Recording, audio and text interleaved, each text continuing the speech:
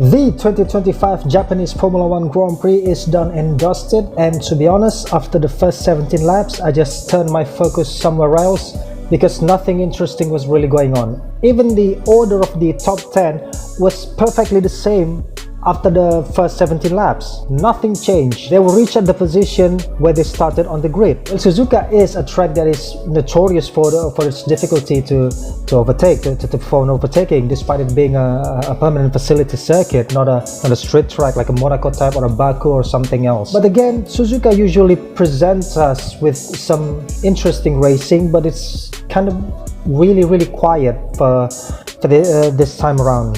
Just as last year, I remember perfectly that last year I was asleep for like half of the duration of the race. Not really much going on even up until the last lap. Like it was close, but it wasn't that close. It wasn't the type of close as the 2023 Singapore Grand Prix or like, let's say, the Australian Grand Prix, which we watched a few weeks ago. So nothing really interesting, but well, I still have 5 topics as per tradition, and let's get into it. I got quickly reminded of Fernando Alonso's performance back in the 2012 Formula 1 season. Back then, Fernando was driving essentially the 3rd fastest car. Even some say it's like the 4th fastest car back in 2012. That Ferrari, the notorious Ferrari with that weird nose. And Fernando drove it to a title decider up until the last race at Interlagos. That's just how beast Fernando was. I mean, maybe up until now he's still that beast, even though maybe the sparks aren't there anymore. It's no longer there like it was 12 years ago.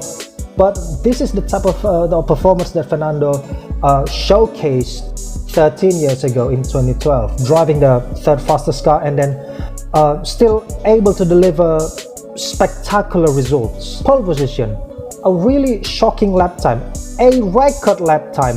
It's not just a regular pole position, it's a record. On board that not on board, we're not talking about bikes here. In that car, in that Red Bull RB21, which a lot of second drivers struggle to drive it, even Yuki, but we will get to Yuki a bit later on. At one point I was thinking that maybe it's just the pole position and then Max wouldn't be able to hold off both McLaren's, or at the very least Lando, but even on the starting grid, the way Max was pointing his car, he positioned his car in a unique way. It was like leaning more towards the right, and Lando himself, he was leaning the car more towards the left. So they were like positioned like this instead of this. They were like this. I found it a bit weird, and I'm not even sure if that's allowed actually in the regulation. But well, the fact that both of them didn't get any penalties for that, so yeah, I just assume it's allowed. Max, it's just a magical performance, magical lap record for the pole position, and then he delivers. He delivered another win, 64th career win for the Flying Dutchman. I'm not really sure if Red Bull can keep the development, the upgrade, if they can keep bringing upgrades for the rest of the season to keep up with Max's talent. Even if they can't do it, I still believe that Max can drag every last bit of performance from that RB21 tractor. What a disappointment the Papaya team is. I got reminded instantly with last year's Hungarian Grand Prix, where they kinda hesitate to implement a team order. Also at Monza in the 2024 Italian Grand Prix, which was won by Charles Leclerc, McLaren, they were being hesitated to implement these team orders. We saw a glimpse of change back in the Australian Grand Prix a few weeks ago when they decided when they told Oscar to hold position and not to interrupt with and not to try to chase Lando. But this time, I believe Oscar was genuinely having that pace to not to just keep up, but to catch Max. McLaren they didn't swap these two. Why? I was thinking some scenarios where they can at least say, okay, Oscar, we'll swap you with Lando, but if until the last lap you still can't keep up with, you can't catch Max, we swap the position back for Lando to P2 and then you're in P3 for the sake of the Drivers' Championship. But they didn't. Not a single order came. Why, McLaren? It's just so weird. I got baffled just by seeing how McLaren acts this time around. I was agitated on my seat, not because how tight the gap was. The gap was, I mean, let's face it, it's boring, okay? It's like 1.5 second, Lando couldn't manage to get into the DRS gap under 1 second, while Oscar, he kept glued to the back of Lando within the DRS range. So yeah, Oscar did have the pace, and he just asked the team to swap. He had the pace. He was running inside the dirty air with from Lando's car in front, and McLaren they hesitated. Haven't they learned anything for the past 2 seasons? It's just awful. It's just awful. And the very end, Lando still lead the championship, but it's only 1 point.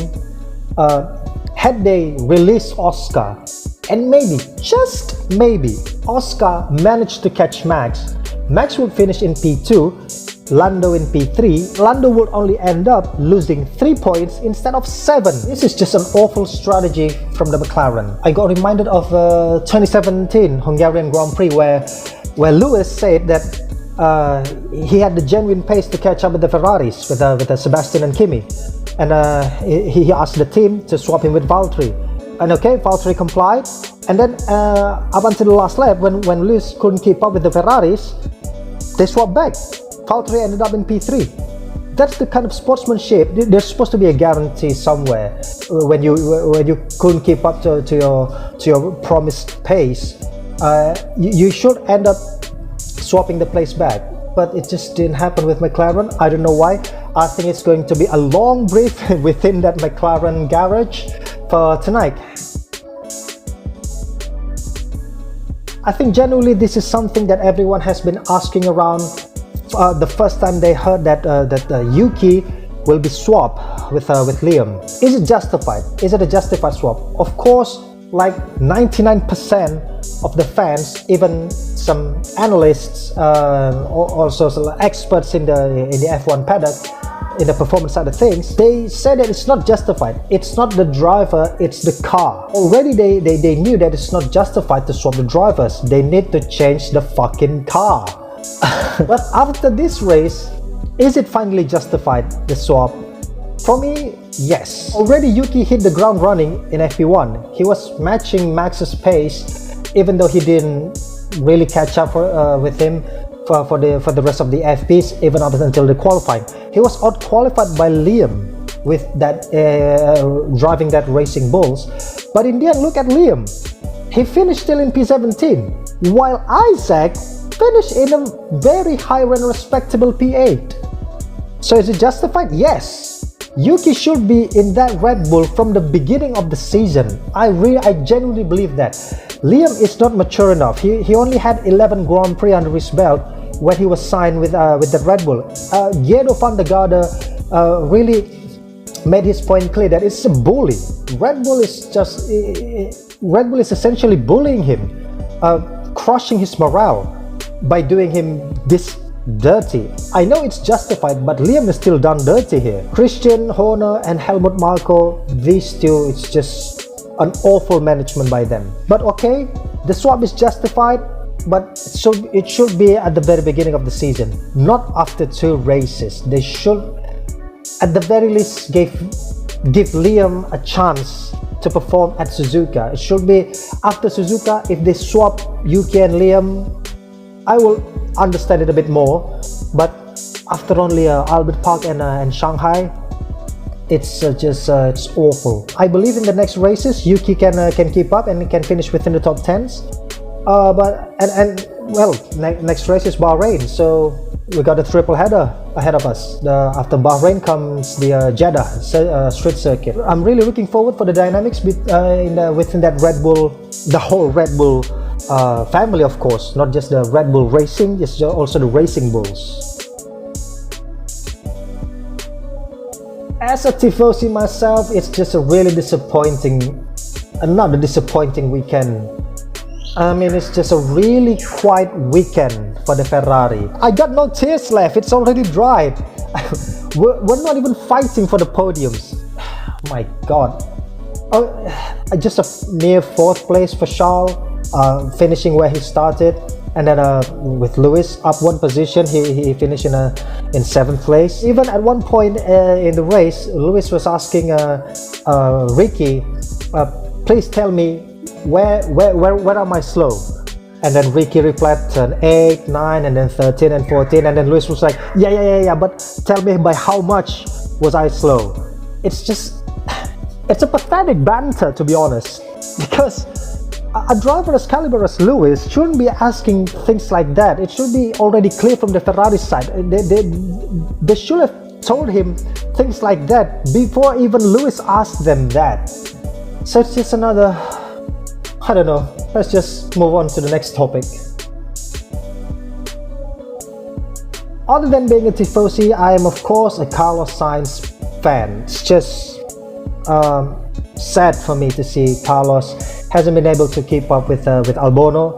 I was pretty sure that Carlos will be the better driver and he would hit the ground running, but nothing could be further from the truth. Carlos even said in an interview coming to this Japanese Grand Prix that it would take at the very least like 10 to 11 Grand Prix to fully understand the Williams, the FW.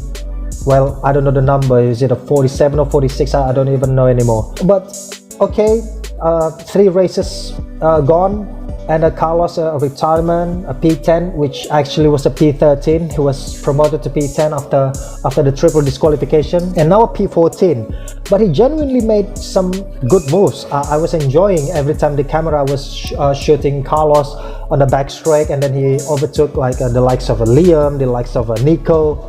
And it was genuinely the Carlos that I know, the Carlos that I love to see, the racecraft, the awareness of his surroundings. So coming next, Bahrain. Let's not forget that Carlos was genuinely the quickest in the Bahrain test. So maybe I'm expecting a top 10 for Carlos, and I'm expecting his struggle to be ending next week. I think that's it. I really need some Carlos performance to cope with my depression right now. My depression seeing Ferrari being so quiet, and also to see Carlos' struggles. And yeah, I think that's it. That I can talk about for this 2024 Japanese Grand Prix. Make sure to leave your thoughts in the comment section below. Nothing really much that I can talk about here. Like if you did, dislike if you didn't. Subscribe for more, and until we meet again,